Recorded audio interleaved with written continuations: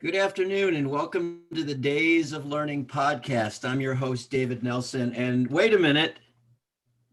This I just came across my desk. I heard there's a takeover today. Oh my gosh, we're being taken over by, Miss Yvonne Greer. Are you taking over the show today? Yes, I am. It's my show. Miss, Miss, Miss Yvonne Greer, it is such a joy to, if I'm going to have anybody that's going to take over the Days of Learning podcast, it's going to be you. I just want to welcome you to your show, the Back to the Kitchen Days of Learning podcast. But before I turn it over to you, I'm going to tell our audience who might not know everything there is to know about you. Miss Yvonne Greer, who I've known for 14 years, she is the owner of Why Eat Right, a nutritional consultant for healthy living. She conducts special workshops to promote healthy, nutritional, and living behavior. Her business goal is to reach as many people as possible to assist them in being healthy and living a long and productive life. She's been a keynote speaker at the local, state, national, and even the international level. She and I presented internationally together. That's when I first met Miss Right. Yvonne Greer. She has a Bachelor of Science in Dietetics and Experimental Foods from the University of Wisconsin, Stevens Point. She has had an internship in dietetics from Howard University in Washington, D.C. She has a master's degree in public health and MPH from the University of Minnesota Twin Cities School of Public Health. And she is currently working on her doctorate degree from Walden University. What a joy it is to have you here today, Miss Yvonne Greer. What are we going to do today? Today, we're going to go into my kitchen and discover some healthy recipes from the Back to the Kitchen curriculum. And also, we're going to be talking to some key community champions that is going to share their insights on health, wellness, and just, how it is to promote healthy eating within our community. So I can't wait. And I know that you are taking us back to the kitchen. Tell us a little bit about Back to the Kitchen and how it all began.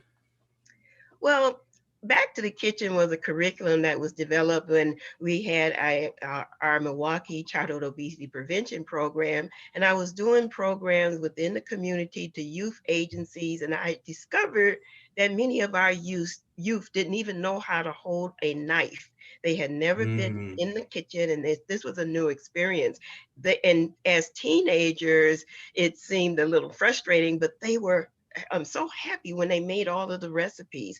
And then that really made me understand that we really need to get back to the kitchen to make sure our youth are having healthy cooking skills and also for us to be eating healthy from scratch. Man, so we're going to go back to the kitchen. We're going to show a video that you created in your kitchen, In my kitchen. and then we're going to have we're going to have a question of the day that you will ask the audience, and our audience here live, as well as our people that will see this recording, and then we'll talk to our guests. How does that sound to you? Sounds great. Sounds great. Fantastic. We look forward to it. Miss Kelsey, would you roll the video, please? Hello, everyone, and welcome to my kitchen. I'm Yvonne Greer, a registered dietitian certified with the state of Wisconsin with a master's degree in public health and owner of Why Eat Right, nutritional consultant for healthy living. I'm also a member of MCOP, the Milwaukee Organization Promoting Prevention.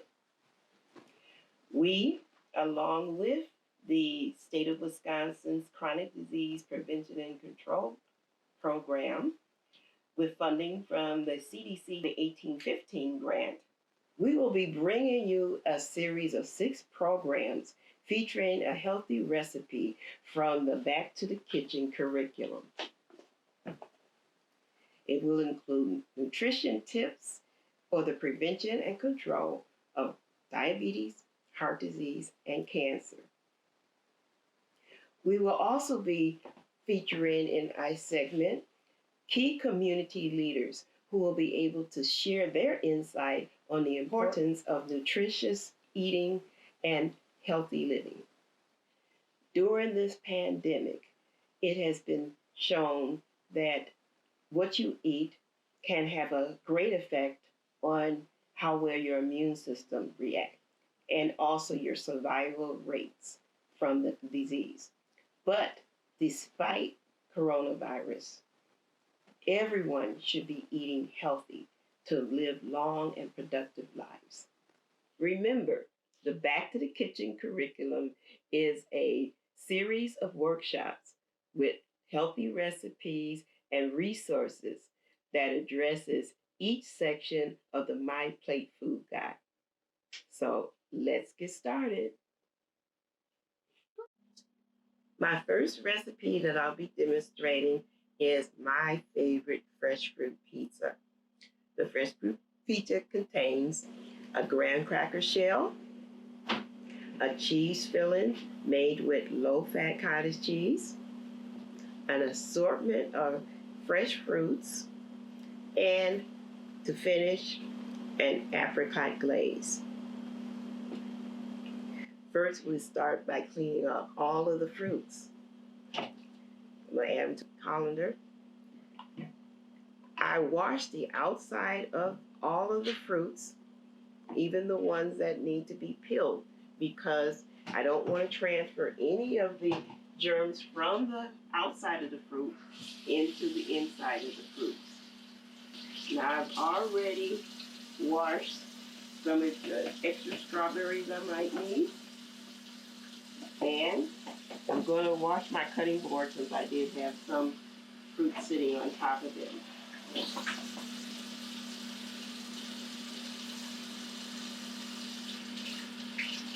First, I'm going to start with the strawberries. With the strawberries, I'm just going to cut them in half and take that stem off the top. I'm using a nice little paring knife.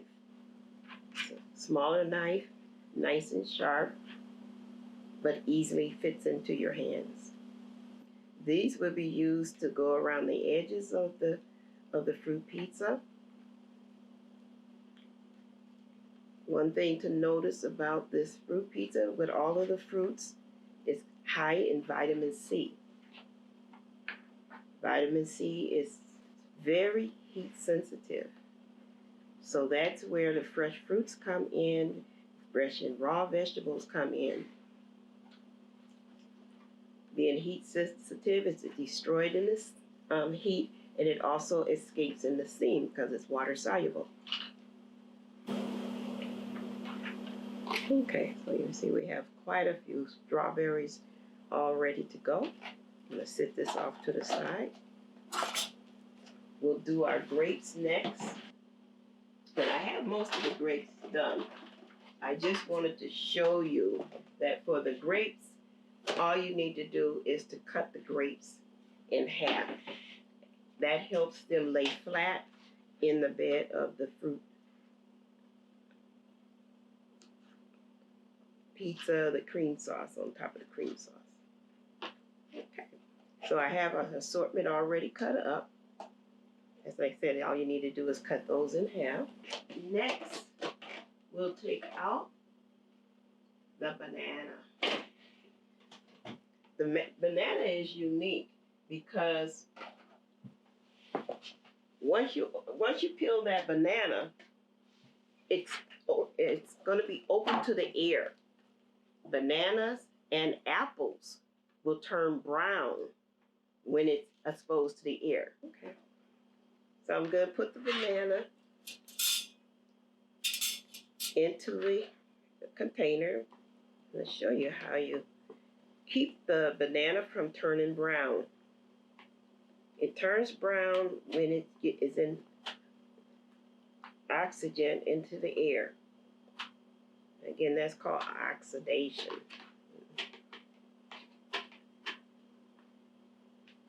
The vitamin C, ascorbic acid, is called from the lemon. It's going to preserve the tissues of the banana, making sure that it keeps its nice white color. Same thing can happen to an apple, that if you sit it out at room temperature, it will turn brown. And if you treat it first with lemon juice, you will preserve the color of the apple. It's called an antioxidant process. That's why we like you to eat a variety of fruits and vegetables, because it gives you antioxidants and it works in your body the same way to preserve your tissues. Our next fruit I will do is your mandarin oranges. You can use a mandarin orange or regular orange, but I wanted to show an easy way of cutting it. You make a circle from the top and not go all the way through, just pierce it a little bit and go all the way around.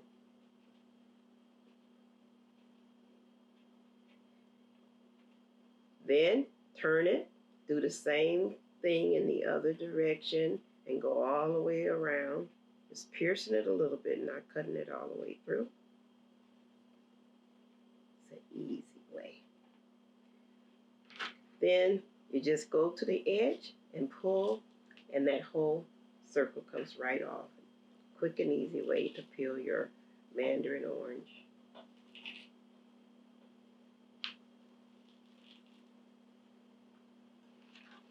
Try to get as many of the strings off as possible. But what we're really going to do is make sure that we pull off the harder membranes in the middle to prepare them for use in the fruit pizza. So all you need to do, hold it in one hand, take and just pierce that middle part and then pull, and it comes right off. Our next item is the kiwi fruit. Now the kiwi fruit is a really nice fruit. It's one of the highest in vitamin C, and also it has a very high potassium level. Just take your time so you can see that beautiful center.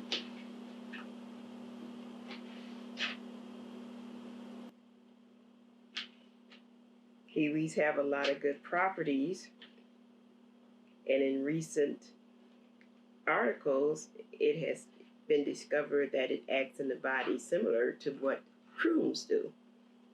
So if you don't like prunes, then always eat you some kiwis and get the same effect. I don't have to say more, but there's your kiwis, nice and sliced. I don't have to prepare. There's one more fruit that I will be using, but I don't have to prepare it, and it is some beautiful blueberries. These are frozen blueberries. You could use fresh blueberries, very high in antioxidants, flavonoids, one of the healthiest fruits that you could be eating. Go ahead. So now we need to prepare our cheese filling by blenderizing up the low-fat cottage cheese. We'll put it all in there.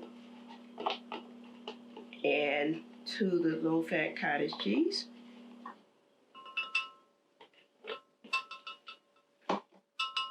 we'll be adding 1/3 of a cup of sugar.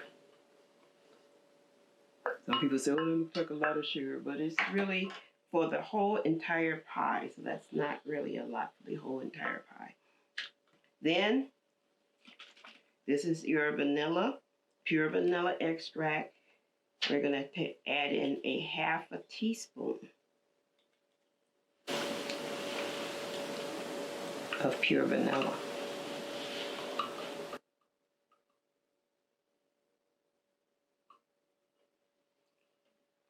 You don't want to overdo vanilla because it does have a little bit of an alcohol base to it. And you're going to blenderize it up until it's completely smooth. It only takes a few minutes, so I'm going to get started. Only takes a couple minutes. I'll stop it once and just, check and make sure that everything on the sides is working. And then we'll do it one more time.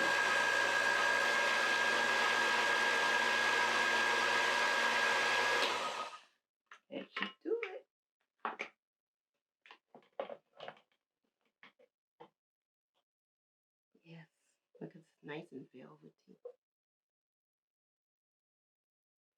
Be a beautiful cheese filling. The last final step is to make our apricot fruit glaze. And the only thing you need to do is thin this down with water. I use the all-natural apricot fruit spread. So that it's not a fruit preserves. And it lowers the amount of sugar that you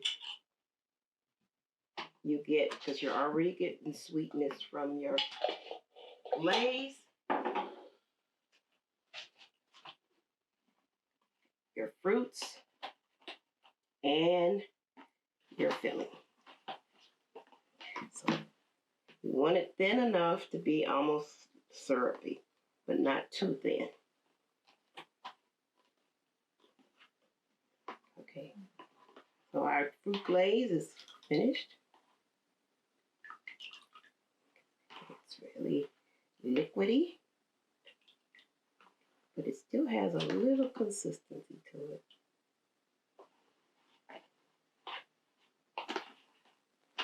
All ready to go. And our graham cracker shell. It always comes with an insert that has recipes so that so now we'll add in the cheese filling. I have a special way that I like to add my cheese filling. I know I didn't always do it this way, but it's a quick and easy way. And if you pull this out at the bottom, it comes out all at one time. And then all you have to do is push down and you have it all out. You don't have to worry about pouring and all that. It's all out quick and easy. Just have to hold the bottoms. It works much faster and more efficient. And then what you want to do is just smooth it out. Heavily smooth. So it's evenly all over. And then you make sure it goes up on the sides. Ready for our first fruit, and that would be the strawberries. With this, I'm going to sit down. So now what you're going to do is just going to arrange all of the strawberries around the outer edge of the shell with the point facing out. And you're going to do this so that you have it uniformly going all around. What I'm trying not to do is get the crumbs on the fruit from the graham cracker shell. There, that's the last one. Okay, so next we will be doing our grapes, and we will just make another roll of the grapes. I usually leave just a little space in between the grapes because that's where we're going to be putting in our blueberries. And you see that I'm not totally laying them flat because we want to leave room to make sure we get all of our fruits in.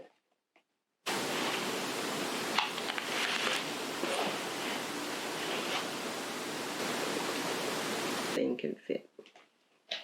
There we have our grapes finished. With the bananas, you have them standing up, but then you layer them. Remember, I only did one banana. If you really like banana, you can add in more and you just make the layers tighter. And the last one you just tuck underneath. And it's all nice and all the way around. For the blueberries, I'm going to put on a glove. And usually that's only because the blueberries tend to stain. I'm going to add blueberries in two places, one in between, because I like a lot of blueberries. If not, you would just add them by your grapes. But everybody's can do it the way they want, because I like lots of blueberries. I had them in between the strawberries too. And these were frozen. I did let them thaw out. And blueberries is one of the highest in flavonoids, antioxidants. It's one of the healthiest fruits that you should be consuming. Ooh, this is my favorite stage of it, besides taking a little taste of everything. Okay, so the extra blueberries come wherein I put them right between each grape, and before you get to those bananas, try not to touch those bananas. I always say this part is like art. Next, we're going to do the mandarin oranges. And we're doing that circling them around, laying them over each other, like we have just enough. Again, I always lift that last one and squeeze it in there. Okay. And now you kind of know what I'm going to do with the kiwi. To take the kiwi, and we're going to stand it up.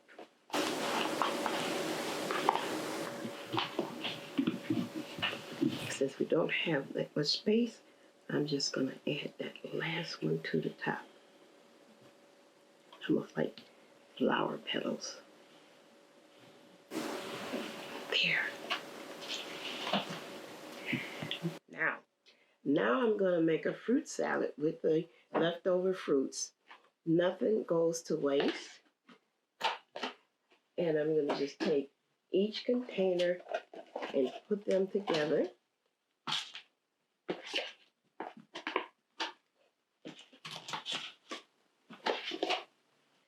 I'm not going to put all of the blueberries because otherwise it'll be overwhelming, but I'll put some. And look at our strawberries. Add those to the mix. And then some of our grapes.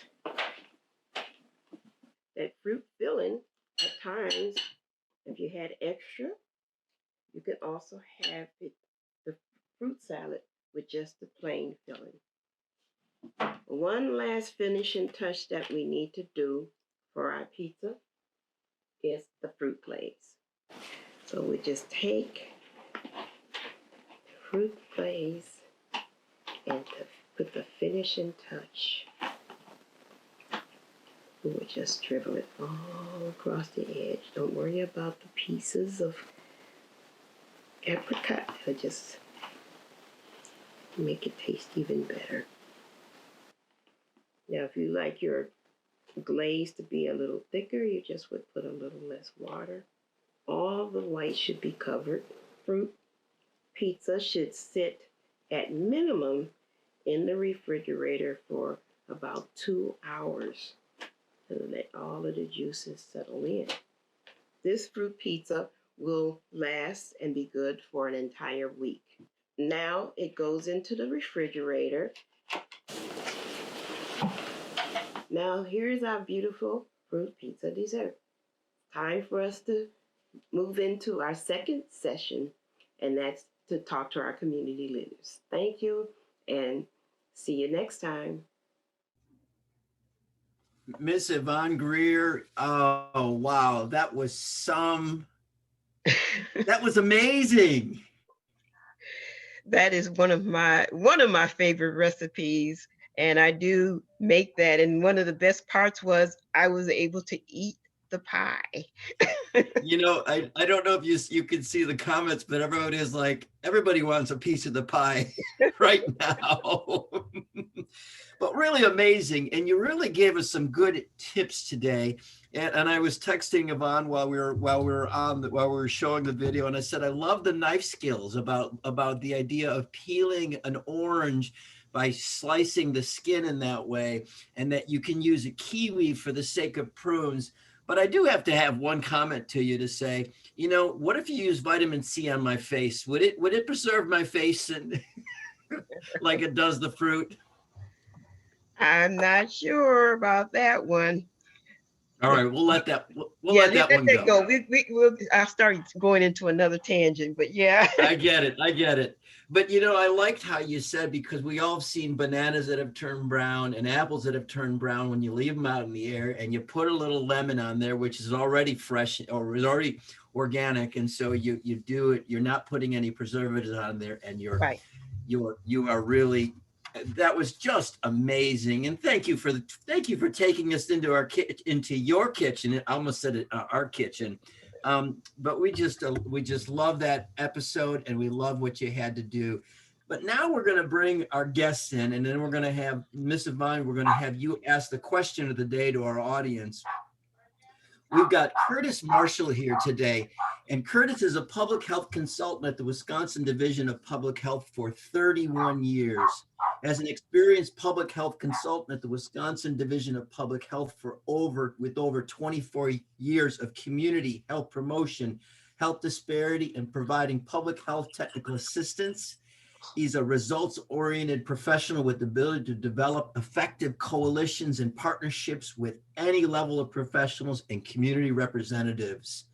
He is also a board member of the Area Health Education Center. Way to go. We love AHEC.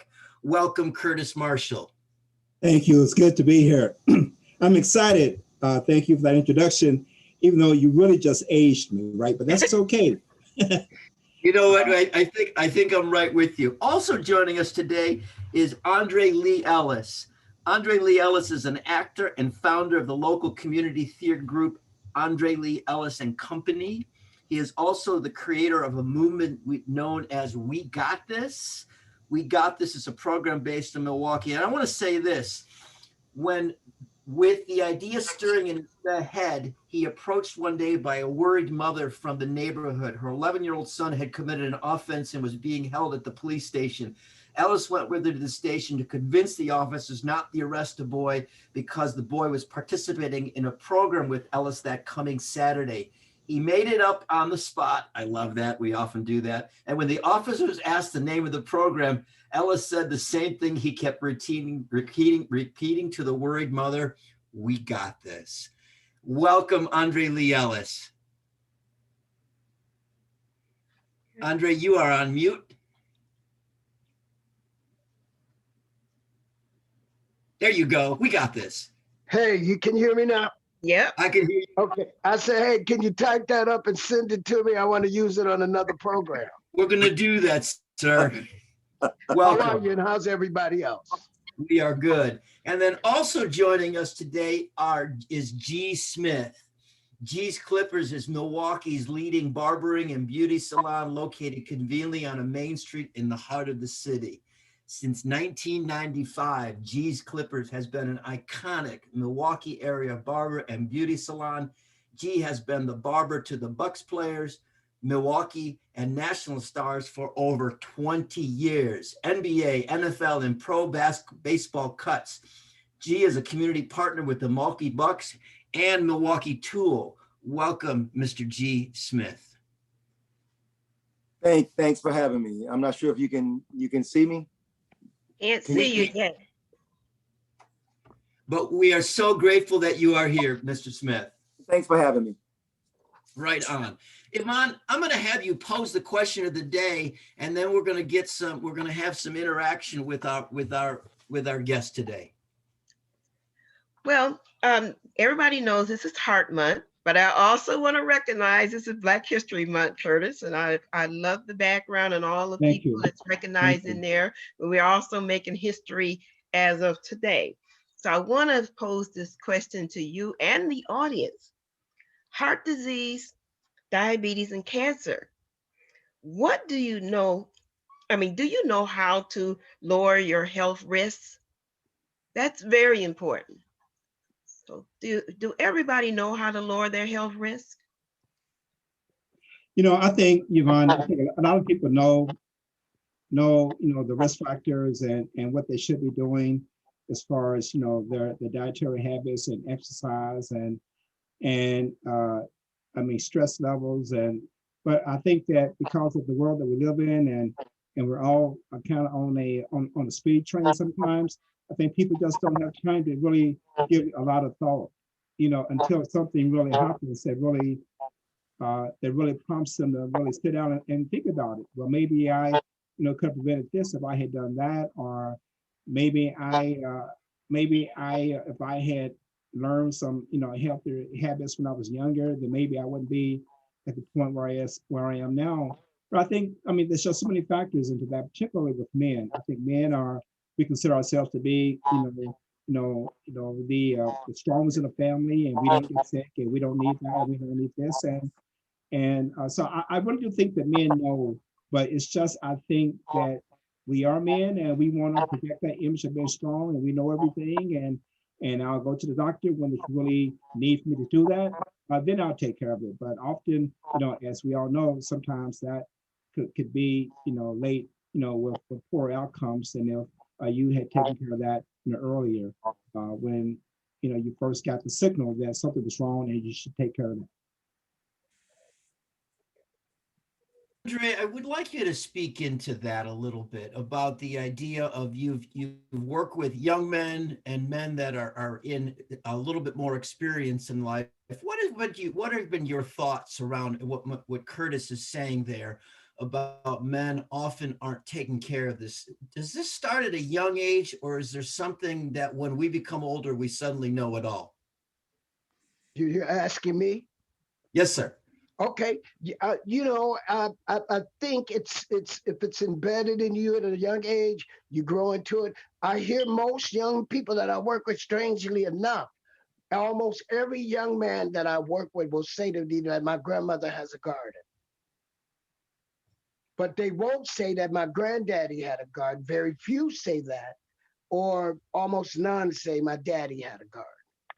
And so what typically happens with a lot of young men these days, and this I don't want to change the course of the conversation, is their interests become in other things because it's not taught traditionally. Fishing, they're not taking fishing traditionally. Their dad doesn't take them to the barber shop on Saturday mornings anymore. So the risk factors are ignored.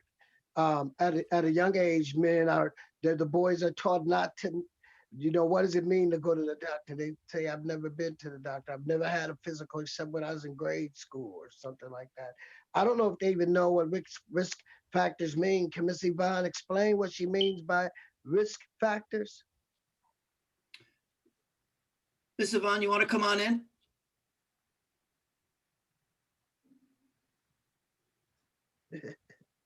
Let's get her off. Okay. There you go. Yeah. Well, there's a number of different things that can increase your risk of chronic diseases, such as being overweight, eating a lot of high saturated fat or high fat and fried foods, eating a high salt diet, eating and drinking a lot of soda and highly sweetened drinks.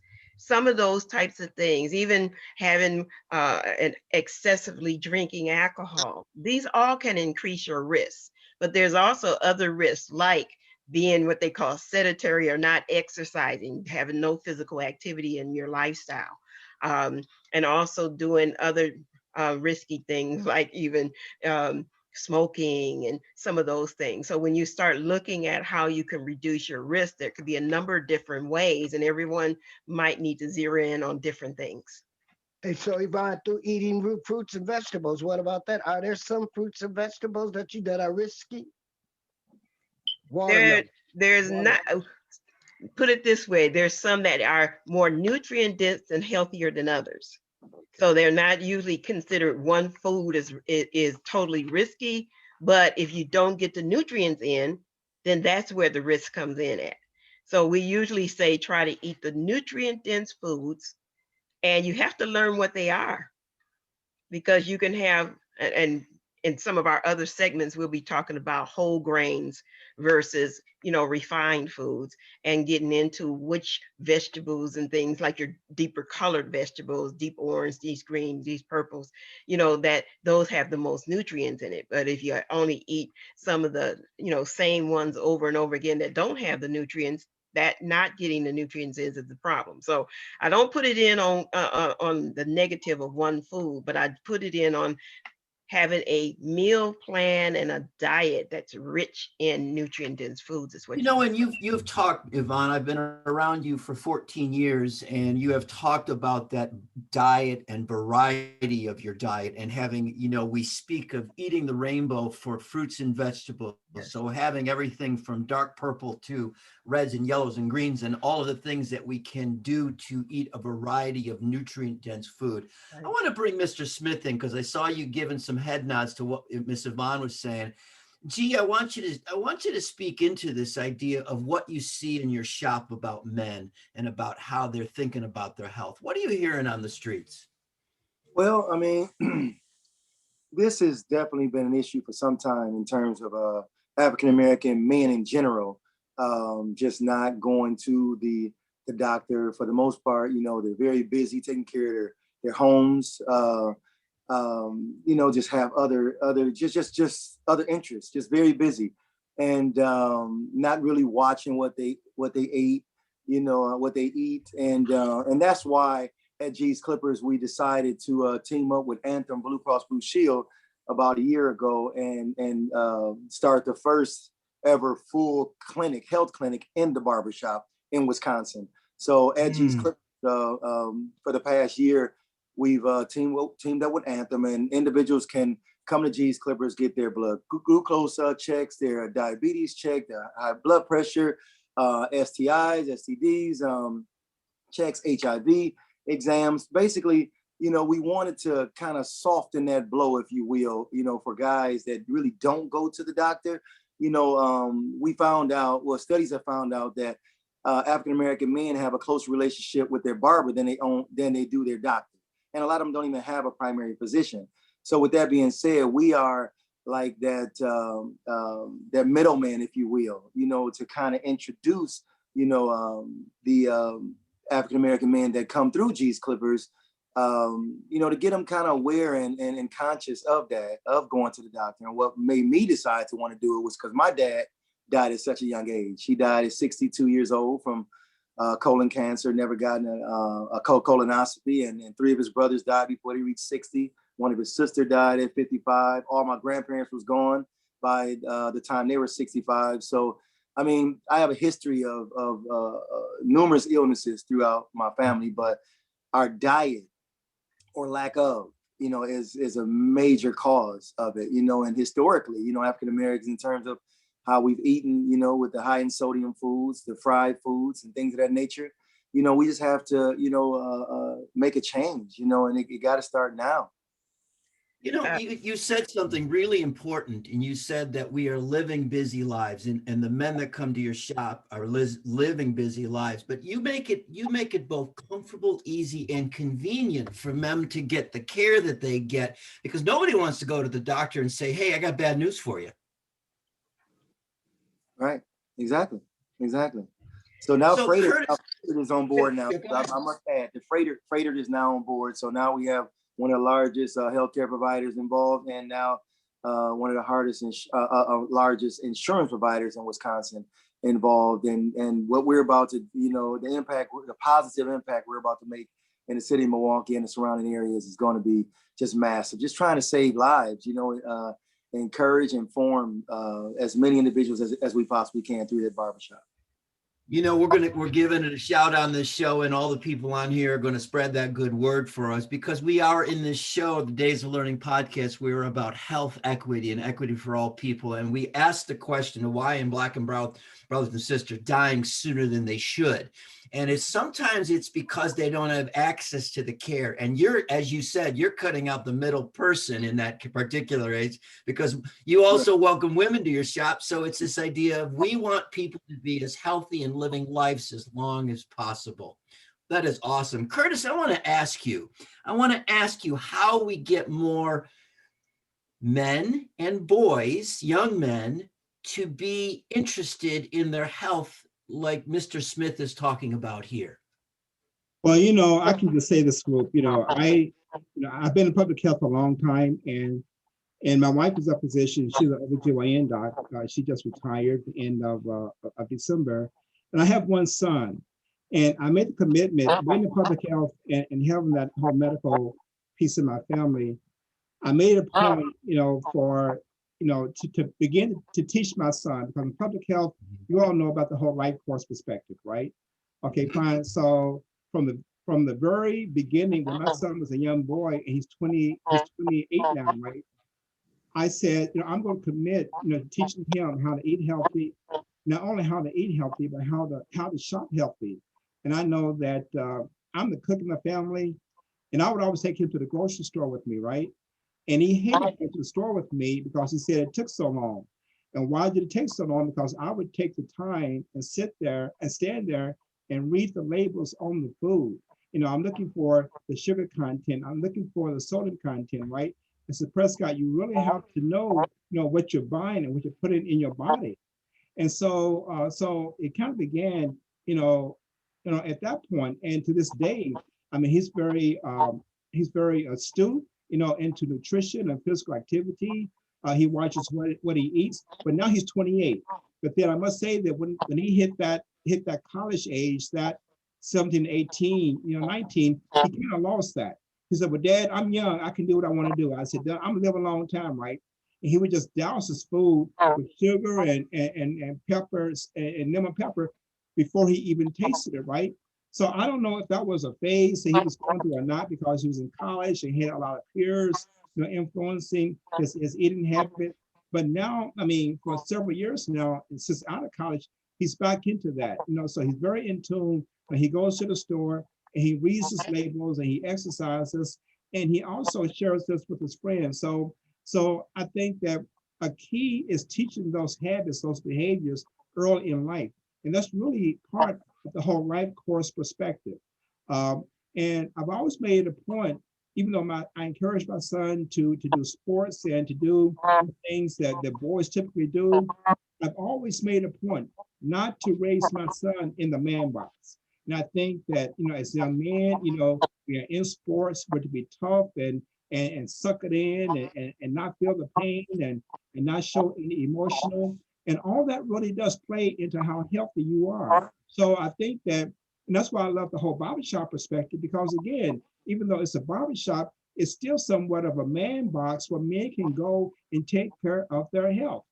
Normally, when I go to the doctor, it's not conducive to men at all. The magazines are not conducive to men. I mean, all the magazines are housekeepers this and housekeepers that and Esquire. So I love the fact that, that there's a place in a barbershop where men can go, because again, men have been raised, a lot of us have been raised in that man box. So again, how can we begin to, even though we're in that man box, but it's important that we begin to instill, the other side, that it's okay to show the emotion. It's okay to go to the doctor. It's okay to find a way to relieve that stress, because again, that really does have an impact, on your health and well-being.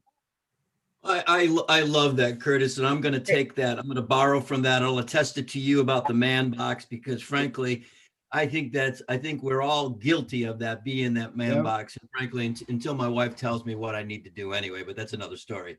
David, Andre, I want to have.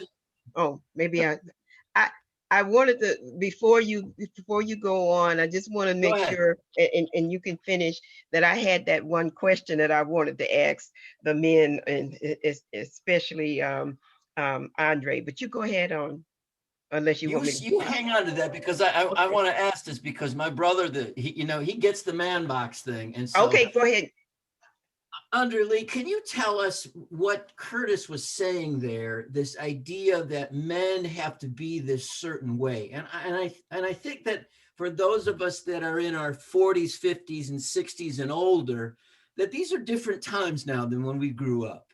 What are you seeing with the young brothers and how they're growing up, and how, as Curtis said, that they're in that man box, and perhaps they're in it early and earlier, where they feel like they are invincible or they're not going to live long enough. And so how do we overcome that issue?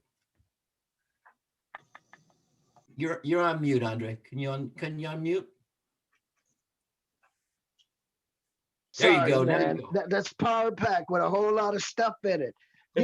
Interesting enough, These young men today have pretty hands and they want to keep them that way. You don't get a lot of them want to work in the garden when I tell them that they have to put their hands in the soil and don't worry about the worms as they crawl through the hands. They think that's yucky and they want a water hose nearby so they can keep them clean. But you also have those that were raised with men in the house or by a strong man in the community or touched by a teacher or something that have these man ideas and live in the man box. And I'm too tough to do certain things or to do them a certain way. I get the relaxation of working with them in the garden, and there's no real room for how manly you are when you start growing your own food. And I'll stop right there.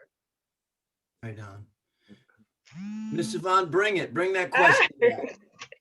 Well, this one is one that I've been dying to ask. Okay, in the past, it's been well known that men make some of the best chefs there is. And I remember growing up, giving my father a little trophy when I was a little girl saying the world's greatest cook. And we all know that women love the man who cooks. What would be your idea of how to get men back into kitchen and to enjoy the art of cooking? G, I'm going to have you start that one. Which one? I'm going to have G start that one. Start that one off, G. Man, David, I don't know if I'm the right person for that question, because I'm gonna tell you something, Miss Yvonne. I'm one of them. I'm one of them guys that, you know, I'm kind of old school in a way. I mean, but I've been trying to force myself over this past maybe year or so to start cooking more, because I don't cook much, and shame on me, you know. But I've been doing good, I would like to think, over this past at least 6 months.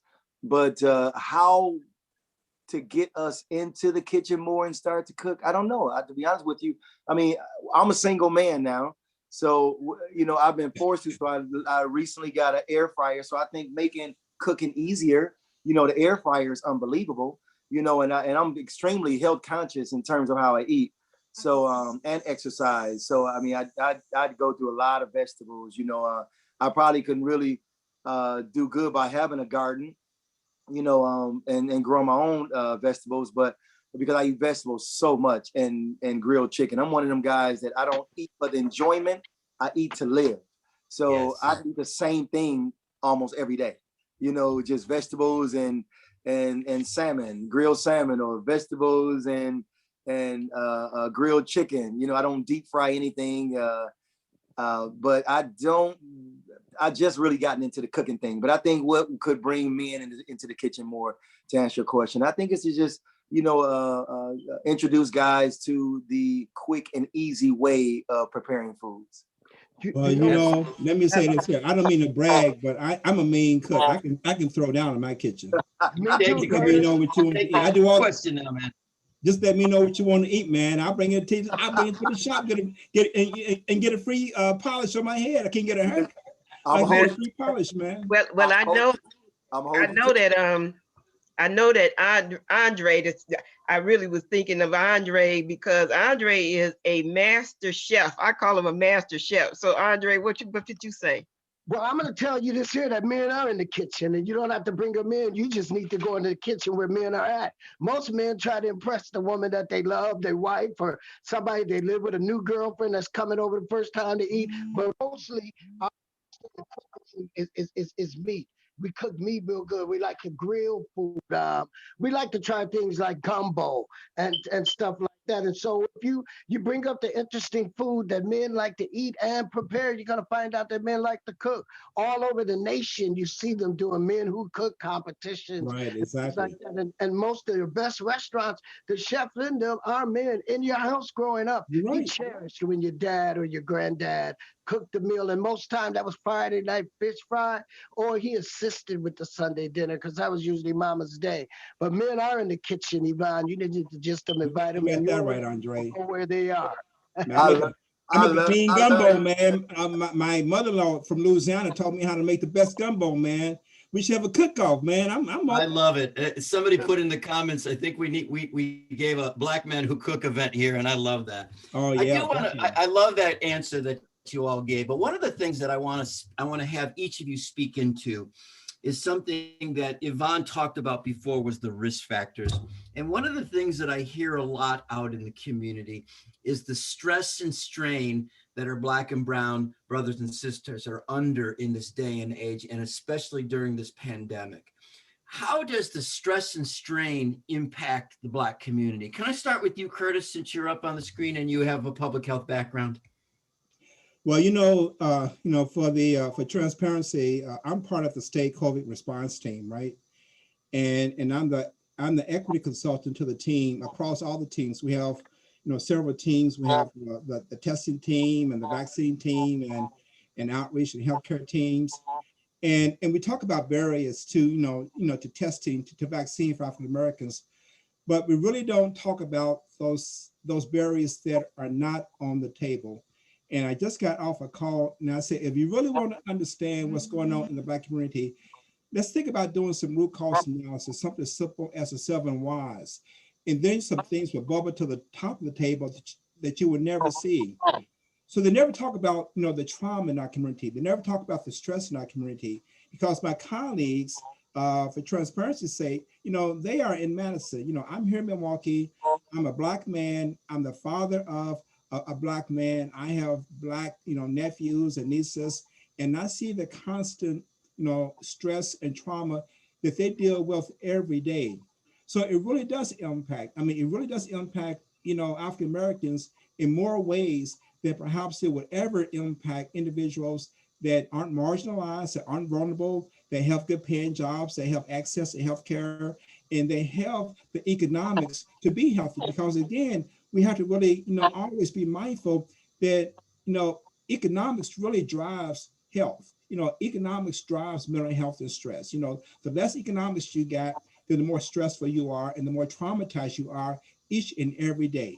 I'm traumatized just by going out in front of my house. I'm out, like last summer, I'm in my yard. I live in River Hills. I'm in my yard cutting my grass. And the police stopped and asked me how much I get for cutting a yard like that. I say, hey man, it's my house. I live here, right?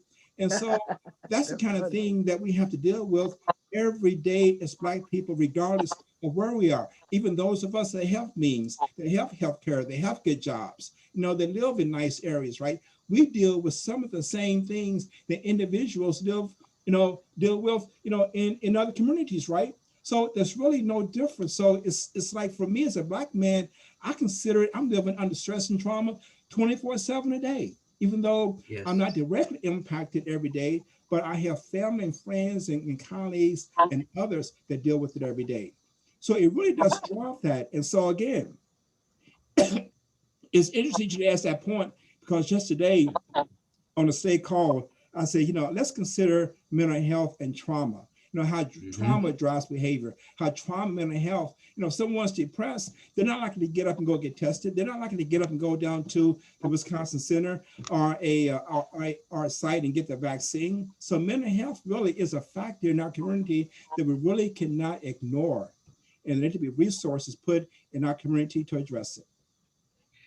I really appreciate you speaking directly into that, and how trauma happens at small levels and it happens at large levels with the adverse child experiences. G, what have you seen coming through the shop to what Curtis is saying there about trauma and stress and the things that are happening every day in the Black community? Well, in my barbershop, with it being the size it is, a 30-chair barbershop, so literally it's probably over 2,000 individuals coming through that door every week. So we hear it all, see it all. It's tough. It's tough to hear. It's tough to see. But what I do mainly with guys, older guys. So I approach the different age groups differently, of course. But once my guys around 40 years old, 35, 40 years old, what I tell them all is you got to get to moving. To your initial question, you got to get to moving in terms of exercise and cardio and things of that nature. I went through a stressful situation, just being transparent, about 3.5 years ago. And my doctor said, gee, I'm gonna tell you something, man. You need to start, moving, exercising more, because you are the type of person that you think, because you're extremely positive energy person, and you're not letting anything get to you, that it's really getting to you. Stress will show its head, regardless, through it all, so I picked up running, running more rather. My first time ever running 3 miles nonstop in my life, I was 38 years old. And so 3.5 years ago, when I was 47, so I'm 50 now, I started running marathons. I got a really good friends that got me into running marathons. So I ran my first marathon, which was the Boston Marathon, then the New York Marathon, and then Berlin.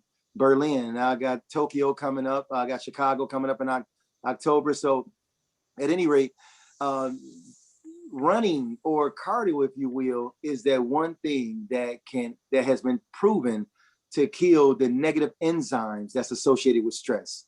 Cardio. So it has done amazing jobs for me, and I've encouraged so many individuals to do it. I even started Grind, a few years ago. Grind is an acronym for G's Run in a New Direction, which is a 5K run walk that we do in the inner city. The start and stop is at the same point, and we have individuals come in and check blood pressures, and dietitians come in there and give individuals meal plans, and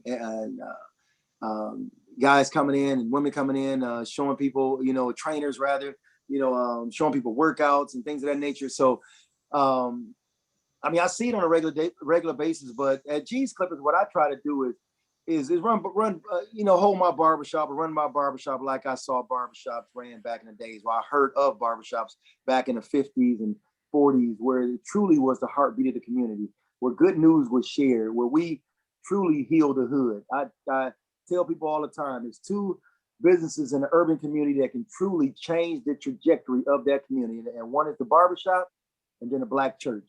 And I think, if you're not coming through the barbershop, you come through the Black church. You're not coming through the Black church, the barbershop, you're going through the Black church. So with that being said, man, I'm just trying to be that hub, be that place in the community that's doing my part in healing the community.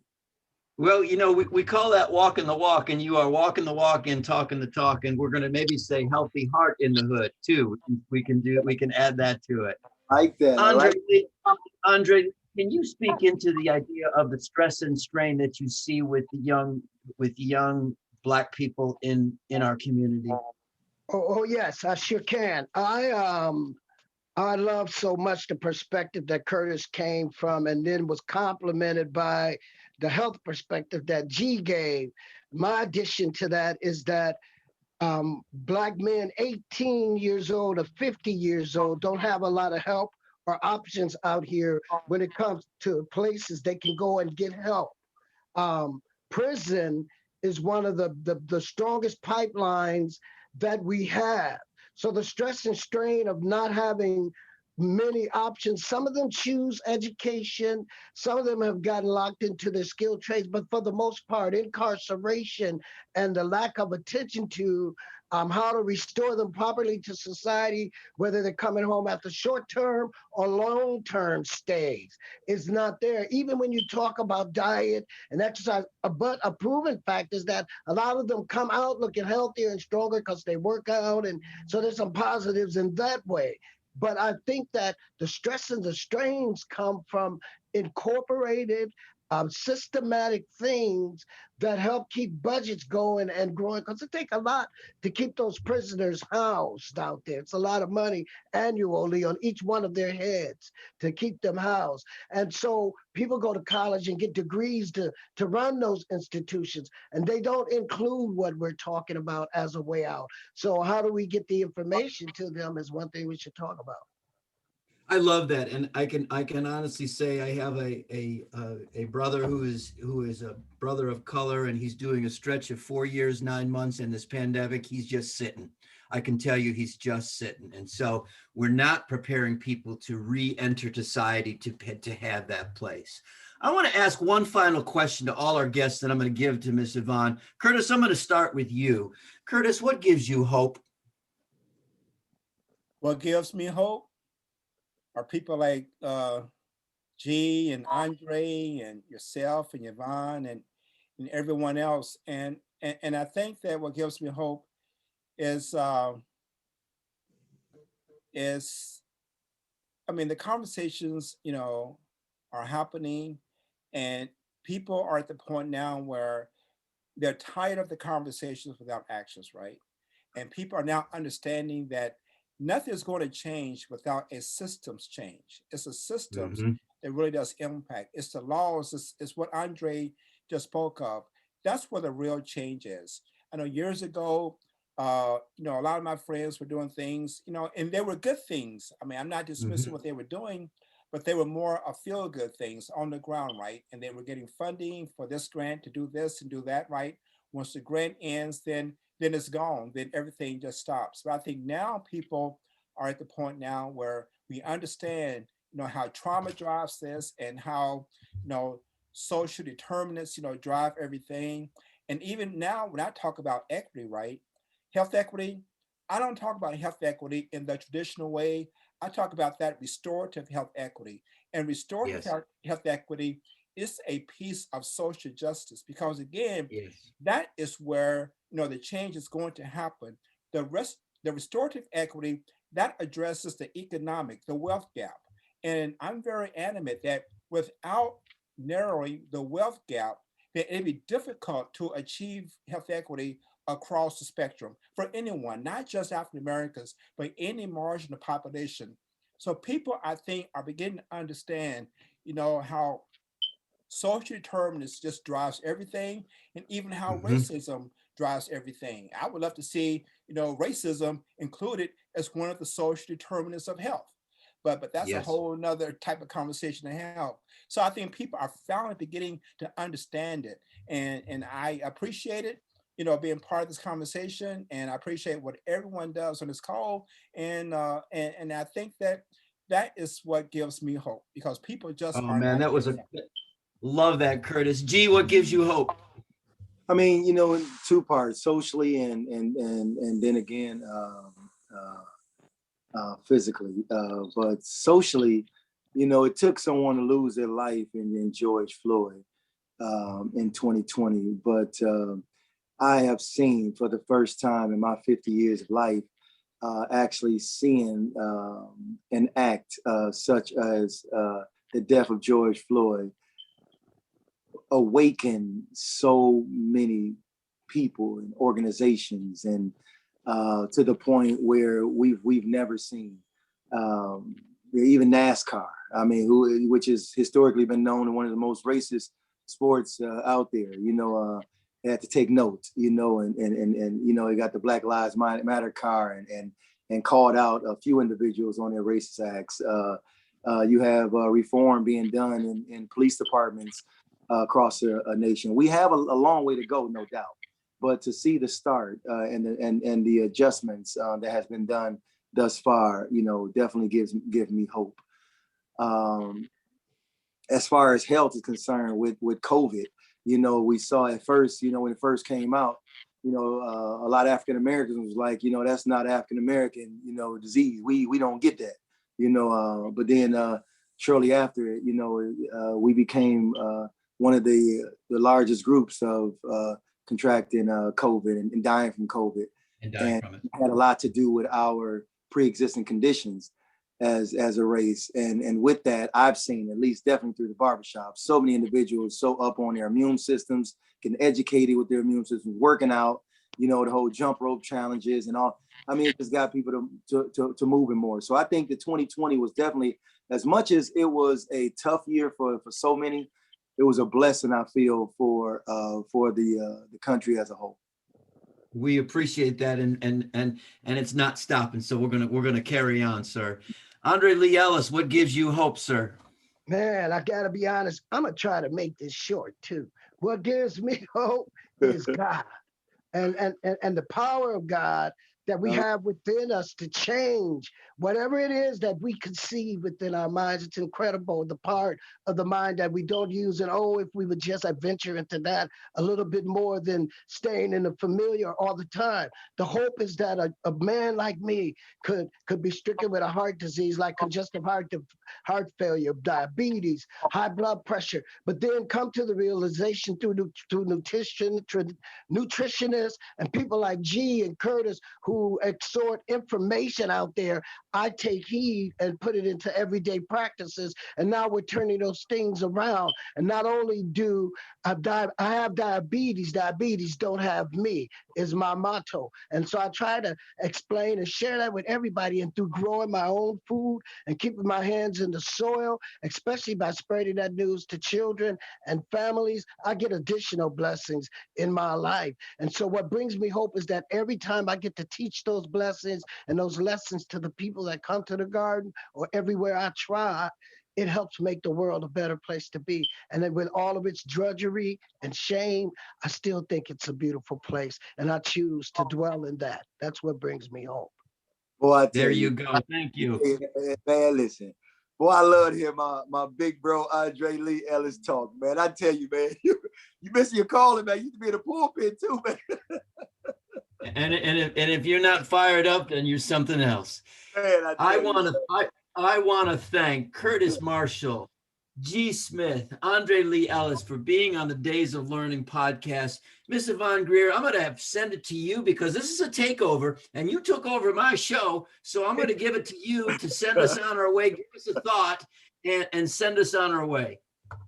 Well, this is exactly what I wanted. I wanted to bring these men together during Heart Month to really get us motivated about the future, what we can do with health and wellness and nutrition. This is the first in a series of 6 programs. And so in 2 weeks, the next one is going to be on March 3rd. And every section of the My Plate is going to be featured. So the next section of the My Plate food guide is Back to the Kitchen with Vegetables. And during that time, we're going to have our come back on March 3rd.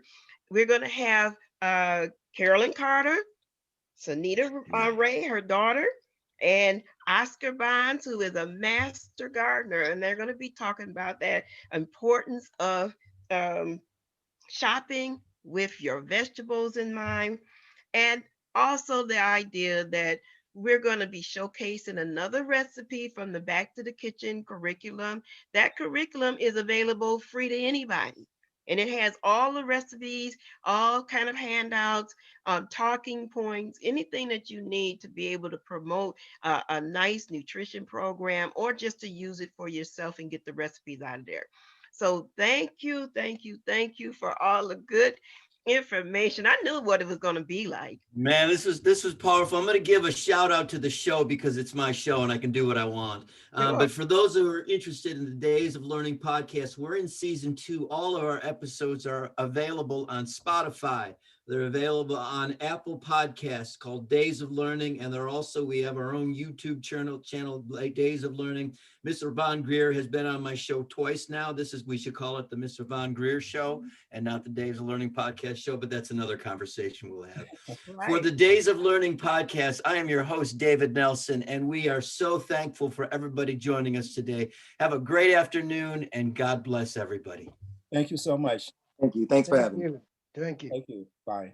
Bye, everyone. Bye-bye.